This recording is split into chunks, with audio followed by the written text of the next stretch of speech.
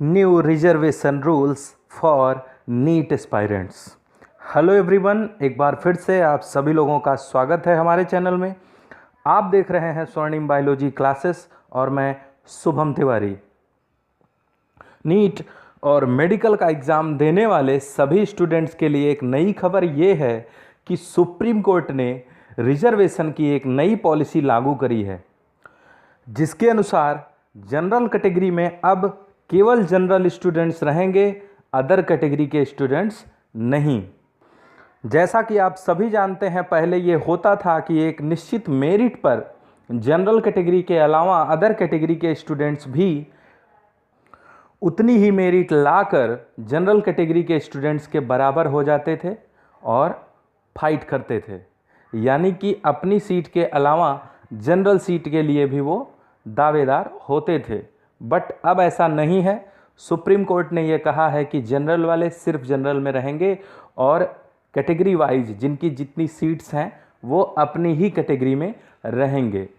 अगर आप अभी तक क्लियर नहीं समझ पा रहे हों तो हम आपको एक एग्जाम्पल देके समझाना चाहेंगे।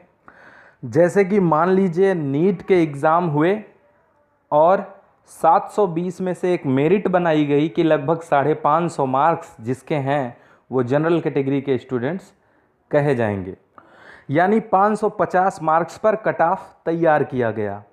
ये कट ऑफ जनरल कैटेगरी को ध्यान में रखते हुए तैयार किया गया। तो 720 में से 550 मार्क्स हो गए मेरिट के, कट ऑफ के। अब थोड़ी देर के लिए मान लीजिए कि इसमें कुल मिला के 10,000 सीट्स हैं, जिसमें से 5,000 सीट्स जनरल कैटेगरी के लिए और 5,000 अदर जो कैटेगरीज हैं उनके लिए रिजर्व्ड हैं। तो अभी तक ये कैटेगरी के रिजर्वेशन कैटेगरी के अनुसार जो होता था वो ये था कि आप चाहे जनरल हो, ओबीसी हो, एससी हो या एसटी हो, अगर कट ऑफ मेरिट 550 की है तो इतने नंबर प्राप्त करने वाले किसी भी कैटेगरी के स्टूडेंट्स जनरल कैटेगरी में फाइट कर सकते हैं।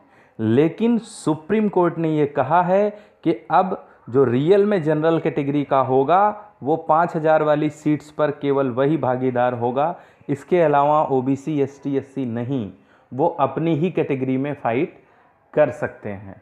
तो इसके लिए आपको जो जानकारी चाहिए तो प्लीज़ आप कमेंट करें और हमारे चैनल को ज़्यादा से ज़्यादा सब्सक्राइब और शेयर करें।